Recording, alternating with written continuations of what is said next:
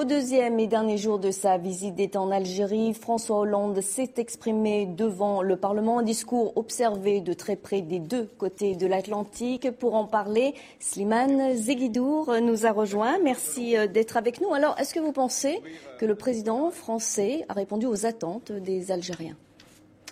Alors, il faut dire que du côté algérien, pour savoir s'il a répondu à leurs attentes, il y a plusieurs attentes algériennes. Notamment sur la colonisation et la guerre d'Algérie. Très bien. Alors, sur la colonisation, il a cité 3 noms, 3 villes, Sétif, Guelma, Kerata, qui ont été l'objet d'une répression féroce en 1945. C'est le dernier massacre, disons, où des témoins sont encore vivants, peuvent en témoigner. Et on dit même d'ailleurs que cette répression de mai 1945 a été le prélude de la guerre d'indépendance qui a éclaté 10 ans après. Mais un petit mot sur la repentance. Pour les Algériens, du côté algérien, il ne s'agit pas de repentance, mais d'excuses.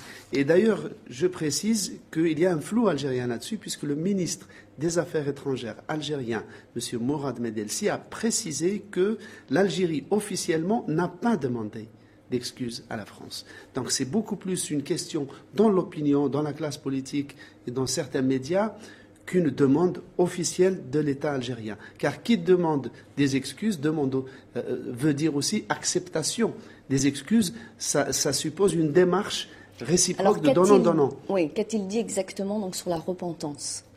Alors il ne fait pas de repentance, mais il admet que le colonialisme, pas seulement dans sa répression et dans l'exercice de la violence. Le colonialisme, du point de vue humain, des rapports sociaux, est forcément et ne peut être que dégradant et humiliant pour celui qui le subit, et d'ailleurs pour celui aussi qui le fait subir.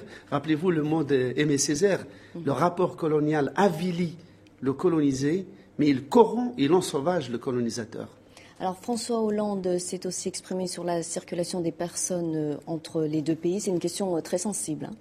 C'est même une des plus sensibles parce que les Algériens, pendant la guerre civile entre 1992 et 2000, ont vécu dans une quarantaine pendant 8 ans. La plupart des ambassades avaient fermé et donc ils ont fini par se sentir en prison, méprisés. Donc sortir à l'étranger, aller d'abord en France voir de la famille ou étudier, c'est leur seul poumon vers l'extérieur. Qui plus est, parfois les démarches administratives sont tellement lourdes qu'elles paraissent vexatoires. Et donc l'attente la plus importante chez les jeunes, c'est de pouvoir circuler et aller à l'étranger. Et là-dessus, le président a su trouver des mots. Oui, qu'est-ce qu'il a dit alors précisément sur cette alors, question il des a visas ? dit qu'un effort serait fait parce qu'il y a jusqu'à maintenant 15% de refus sur les 200 000, grosso modo, de demandes de visa. Il faut dire qu'il y a une dizaine d'années ou 15 ans, la demande était de 800 000. Et donc, il y aura un effort là-dessus. Que les procédures seraient fortement allégées et que les fonctionnaires consulaires regarderaient avec plus, disons, de bienveillance les demandes parfois particulières de réunions de famille ou d'étudiants qui viennent pour des formations ou des artistes qui viennent exposer ou chanter.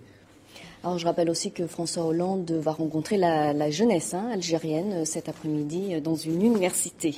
Merci beaucoup Slimane Zeguidour. Et je rappelle aussi que vous pouvez suivre la visite du président français en Algérie sur notre site web avec un live blog, le blog en direct de la rédaction internet de TV5 Monde.